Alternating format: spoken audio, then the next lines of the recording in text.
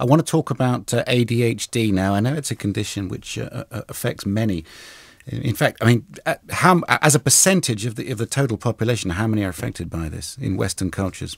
It's between 5 and 7%. It's an enormous amount of people. Now, of course, some people look at ADHD and they just say, well, you know what, it's just bad behaviour. It's not to be tolerated. And sometimes discipline is the only thing that is required. But I think, having spoken to a number of people with children with ADHD and some with multiple children with ADHD, I just know that they go through their own little piece of hell. And I just wonder where it comes from, whether it's being treated right or not. It is a serious disorder to have to deal with.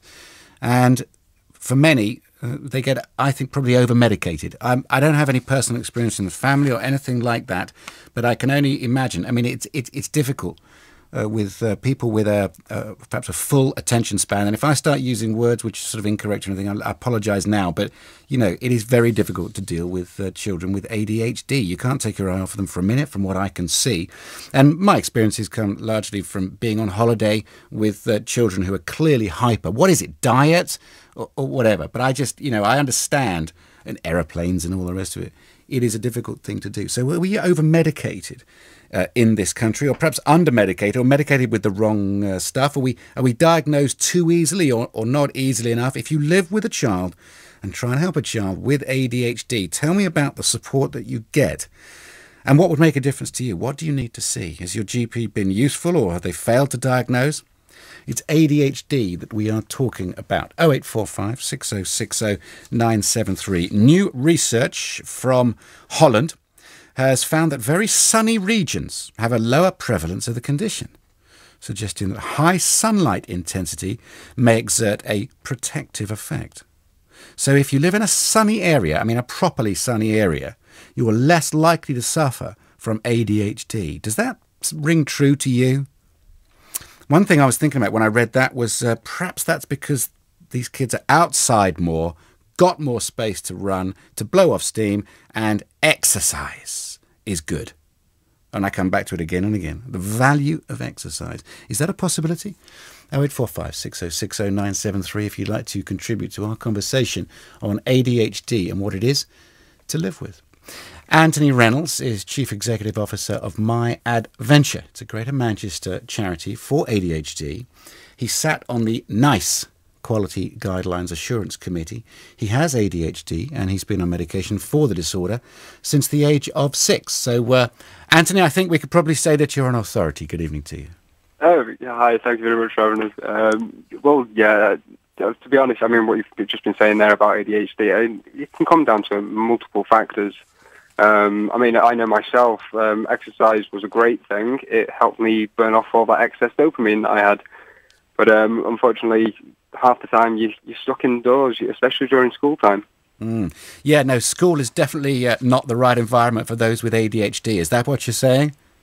Well, it is and it's not. It depends on the school that you go to. I work with a local school, Lostock College, who have taken on board a lot of new protocols to support ADHD.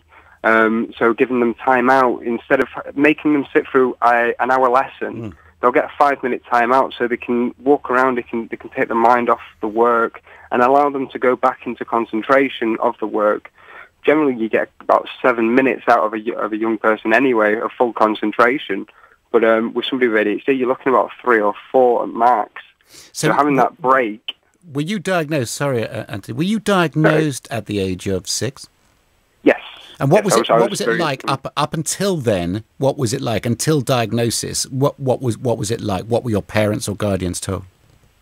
My family were told it was all their fault. It was continually in and out of educational psychiatrist's office. The doctors, they're all saying, no, it's your fault, it's your fault, it's your fault. It wasn't until my mother saw a piece on Channel 5 that said about ADHD, and so she got in touch with the psychiatrist that was on there. We paid privately to go and see this guy because the NHS was basically at least 2 years for seeing a psychiatrist with the correct credentials, really. Yeah. So I went to see this psychiatrist, and he turned around after a couple of hours. Yeah, he has ADHD, and we're going to start him on medication. But I tell you what, I remember the first time taking those meds, and I never felt more normal. And what did you take? I was on Ritalin back then because it was the only medication of choice. But why do you laugh at that, Anne? Because now, obviously, it's Ritalin's always been labelled as ADHD medication, and obviously working in this field now as a professional at the same time, there's so many more different variations. I mean, stuff like Concerta, which is a long-lasting variation of Ritalin, and it works so much better than the short-acting medication, especially in young people. Yeah. Because we forget to take our meds, and it all goes up in the air. Anthony, if you're talking directly now to parents who have children who might have this. Certainly, I don't know what all the symptoms are, and I beg people's forgiveness for this as I explore this. But you're talking to people who are having a hard time at home, and perhaps they haven't been given the help and support. Lend them a couple of bits of advice, will you? Well, for starters, I mean, look at the diet specifically. I mean, not everybody's affected by diet, but it can have an impact. So look at what sugars, what sweets, fizzy drinks, etc. Try and remove them. Try and remove stimulants from the child's bedroom if they're having problems sleeping. Having a computer in the room is just going to give them a distraction, for example. Support them. Explain to them why their behaviour is wrong. Use less than 5 words to give a simple command. Also look out for organisations that are here to support. MyAddventure is one of them. You have ADDIS, which is the national ADHD charity. They've got a helpline and they'll listen to all your problems. They'll help you find a solution to what you're going through at the same time. Okay. But also don't take no for an answer when it comes to schools and education. No, absolutely. I assume the NHS has got better at diagnosis. Actually, I'm not sure that is going to be the case because I think this sounds a bit expensive, all this. Well, I mean, with the quality standards that were recently brought out by NICE, there are new legislations to be put in place that state that children that present with symptoms of ADHD have to be assessed by a professional and diagnosed accordingly.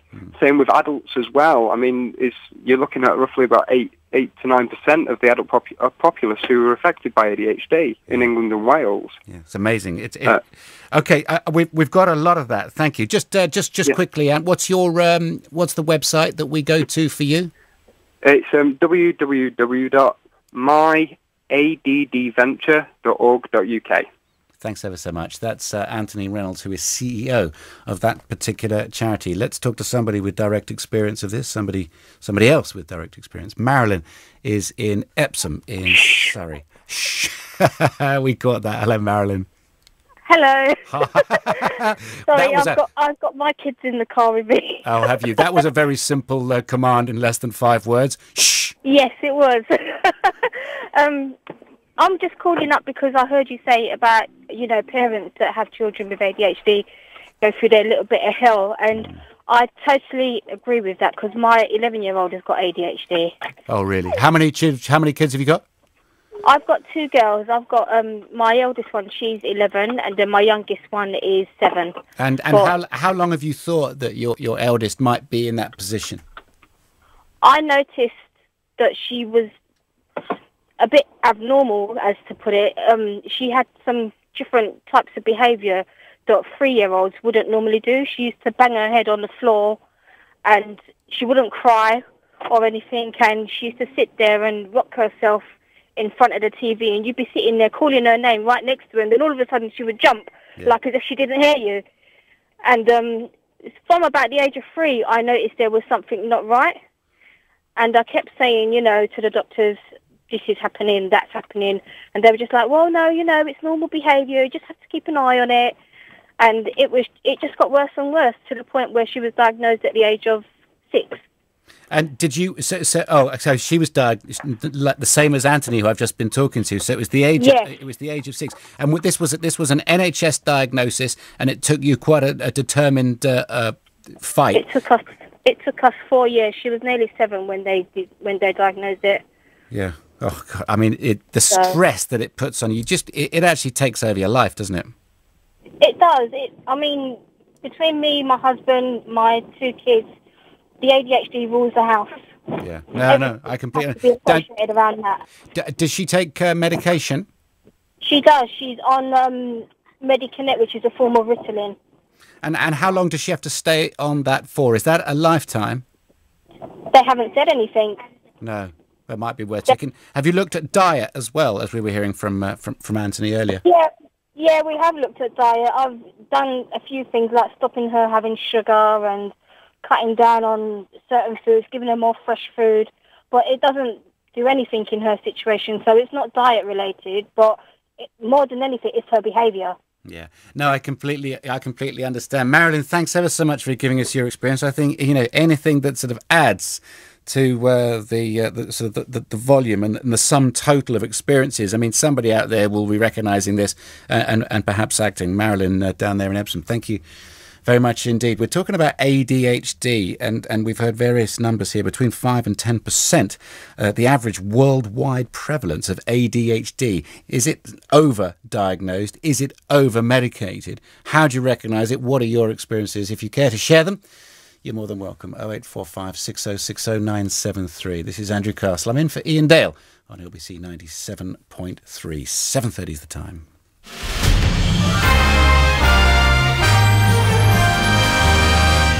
And here's the news with Glenn Thompson. Former broadcaster Stuart Hall has been charged with... Andrew Castle in for Ian Dale on LBC 97.3. 24 minutes left of me. ADHD is the most common childhood psychiatric disorder. That's what I want to talk to you about for the next few minutes on 0845 6060 973. Average worldwide prevalence of 5 to 7%. It varies greatly by region. We've got new research out today that says that in sunnier places, ADHD is not so prevalent. So what is ADHD? I had a look at the symptoms here, and you can see why, perhaps, in young children, it is virtually, well, it seems to me, it would be virtually impossible to tell the difference between a normal child and somebody who is dealing with ADHD. Symptoms include an inability to focus, poor attention, hyperactivity, and impulsive behaviour. That's me. From like 0 to 5 or 6 and probably beyond, actually, isn't it? So who's got ADHD and who hasn't?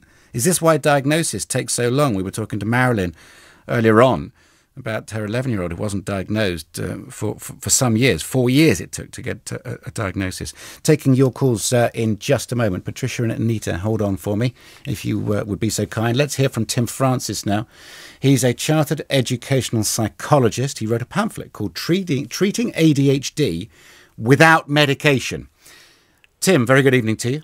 Hello, Andrew. Hi. A lot of people do not like medication for a lot of reasons. All the horror stories over the years about what it can or can't do and things like that.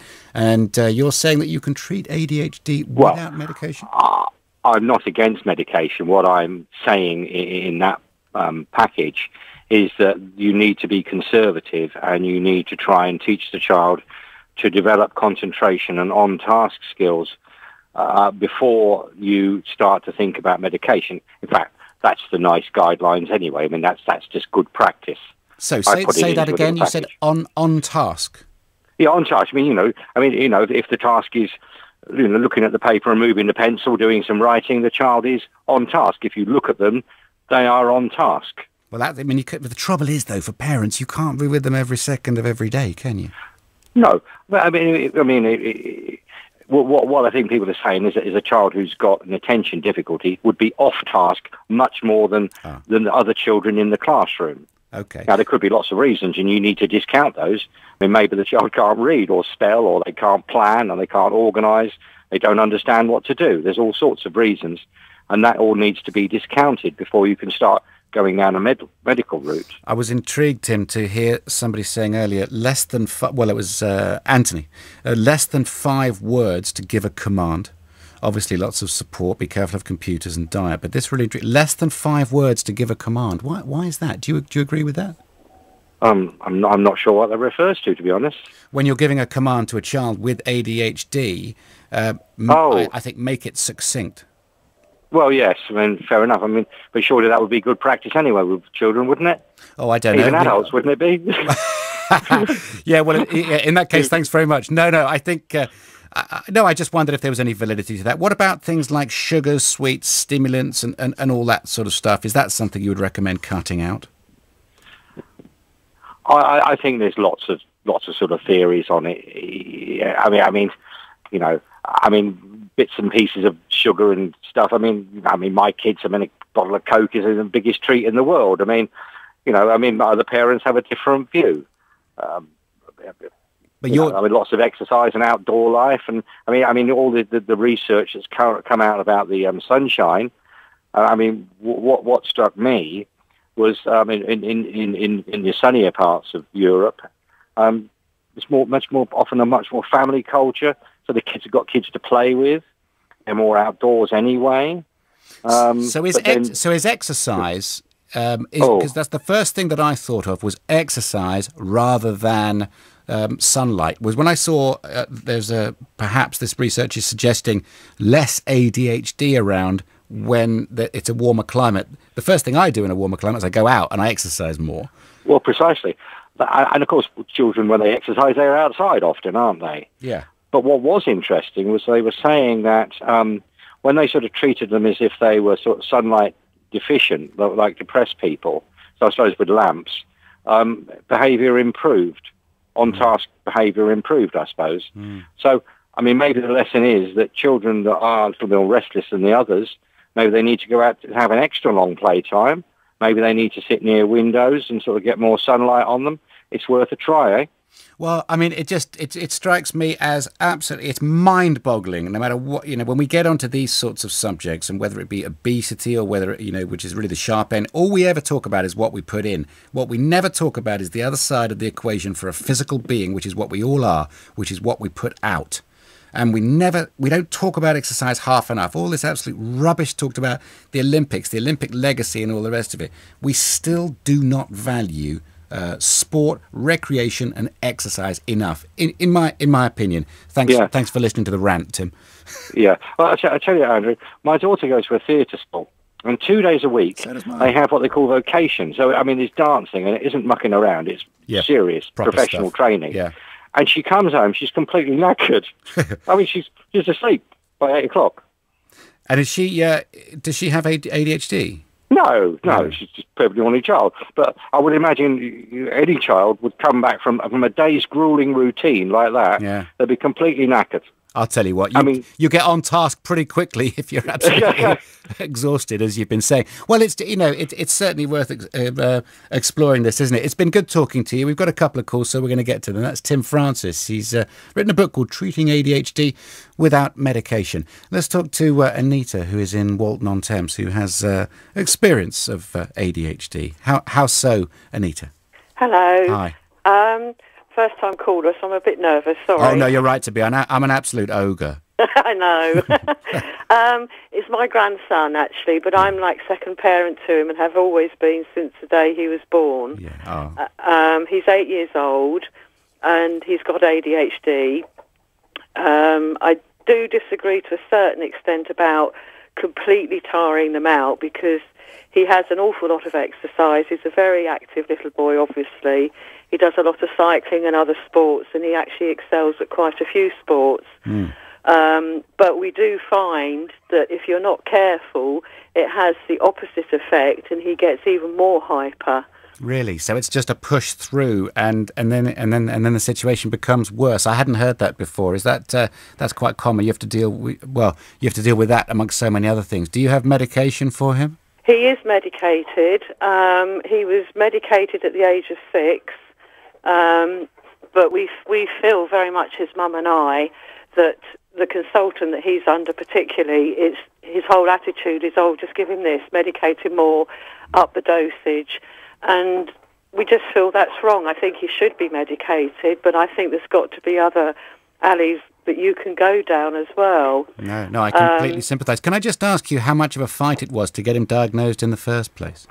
It actually wasn't too much of a fight at all, because the GP my daughter took him to used to be a paediatric consultant, and he was absolutely marvellous. And lucky, he actually pulled a couple of strings for us, and we went to see this consultant. But As I say, he's not interested in any other pathways to go down. And we've actually been trying to find out if there's any other way we can go. We looked into going privately, but the figure my daughter was given today actually was like £5,000. For how long? That I can't answer. I think that was probably for a course, but I can't answer that one. I'm not sure. Well, I mean, you either can or you can't do that. And I mean, why should we, have to find these fees actually? Because in your time of need, you are supposed to lean upon the NHS, for which you've actually paid anyway. Have you looked at? Did you go down the diet route, or have you? Yeah, he has and always has had. My daughter's very, very particular about that. He's always had home cooked food. She's always very careful. I mean, he is allowed sweets, but they are very much regulated. Things like Diet Coke is on very, very special occasions because we know that that's actually going to aggravate the situation a bit. And he's ever so good like that. I mean, he tries to understand, but as you said earlier on, or one of your callers said, you've got to use just a very few words to get through to him initially. Retaining his attention is quite difficult. He'll start off interested, but then unless the teacher can hold it, then no. Or the biggest thing is if he doesn't like the teacher. I mean, unfortunately, the school he goes to sports club in the mornings before school, which he loves sports club, but the teacher can't handle him. And compared to other ADHD children I've seen, he's actually not that bad. No, Anita, we've got to pop off to the travel, but thank you ever so much for that experience, and I'm sure it's ringing a bell for people at home. If you want to give us a ring, please do join the conversation. Just a few more minutes to go. Got a couple of callers standing by, but you'll probably get through. 0845 6060 973. It is 7:45, and here's the travel with Adam Moore. Thanks, Andrew. On the trains, delays of up to an hour on LBC97.3. Yes, Clive in a few minutes' time on LBC 97.3. Andrew Castle here in for Ian Dale. Just a few more minutes, and we've been talking about ADHD. It's the most common childhood psychiatric disorder. Average worldwide prevalence. Surprised me how high this was. 5 to 7%. Varies a lot by region. And new research from a Dutch university, from Utrecht University, suggests that where there is more sunshine, it's possible that there's less ADHD, which made me think about perhaps how exercise can affect this condition. But it's really about living with ADHD and telling us about diagnosis, treatment and medication, your experiences of it, because I'm sure that there are some people out there who are pulling their hair out trying to make this happen and trying to help a child that they're trying to rear, and it just cannot be easy. I mean, raising a child with normal levels of activity is difficult, but I imagine that a child with ADHD is especially demanding. 0845 6060 973 if you'd like to talk to me about it in the next few minutes. Let's talk to Simon in North London. He's in Stoke Newington. Hi, Simon. Yes, hello, Andrew. How are you? Yeah, really well, thanks, mate. I'm learning as I go with ADHD. What's your experience? Well, I have ADHD. I was diagnosed about 6 or 7 years ago, about a year after my son. My son has ADHD and Asperger's syndrome. Oh. And I take a lot more medicine than him for ADHD, a lot more medicine than most people. So, Simon, how old are you? I'm 49. And you were diagnosed how long ago? About 7 years ago. And is that all? Have you lived with this all of your life, or is there such? Well, yeah, essentially, I've had it all my life, but didn't realise. Yeah. Is there such a thing as late onset ADHD, or is it something that you are born with or develop? No, it's actually hereditary. It is, okay. And does it come down from mum's line or dad's line? What else do we need to I would say, looking back on things, I think my dad might have had it, or my grandfather, definitely. How demanding is living with it yourself? Living with it, for me, is a struggle just to get through every day without upsetting somebody, without, causing a problem, without me getting stressed. But to live with my son with it as well, that's incredibly difficult. So you take... Because we just clash. Okay, so you just... Yeah, I can absolutely imagine. So do you fear your anger? I'm scared of getting to a point where my anger could come out fully because I'm worried about what I'm capable of doing. I'm not exactly a small guy, so I'm worried about what is possible that I could do. And what medication are you on, and what medication is your son on? My son's on Equazim. I'm on Equazim. He takes, he's 14, he's going to be 15 next year. He takes 40 milligrams a day, and I take 140 milligrams a day. And was it difficult to get him diagnosed, or were they kind of ready for him because of your situation? No, he got diagnosed before me. Oh yeah, that's right. You told me. That's yeah. crazy. But can I just say, Andrew, a very important thing that's, as far as I've heard, hasn't come up in this conversation, and it never seems to come up in any conversation about ADHD, and that is that, in my honest opinion, I believe that children with ADHD in this country are being completely failed by the medical profession. How come, Simon? Because when you get a child that comes along to get diagnosed potentially for ADHD, you've got a child who can't focus, he can't concentrate very well, he can't really pay much attention. You then give him medication, which is not a cure, a crutch, right? But it helps him to do them things, yeah? Yeah. So now the child can do them things. What you should be doing is educating him about the condition and teaching him how to manage it. And doesn't that happen? No.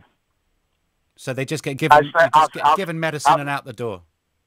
Yeah, I think it was the last lady that was calling, going on about how the doctor didn't seem to care, just want to give them more medicine. All that's happening with these children is, as they get bigger, they need more medicine. You know, if you think, Andrew, that if you go and get a general anaesthetic, right, and you're given the amount of anaesthetic that they give to a 1-year-old baby, what would that do to you? Yes. Nothing. No, drop in the ocean. So, of course, a kid gets bigger, a body gets bigger and everything else, and, of course, they need more medicine. And they need more medicine. Yeah. Listen, Simon, I've got to get and that's all that's happening. All right, man. Well, thanks for that, and good luck with the situation that you find yourself in. I hope you cope well. That's Simon in Stoke Newington. We're going to talk to Sue further north in Watford. Hi, Sue. Oh, hi. I just wanted to say my son's 24 now, and he's fine. When he was young, he was a complete nightmare, and I knew there was something wrong with him, but I didn't know what it was.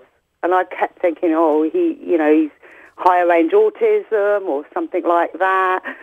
I didn't know what it was.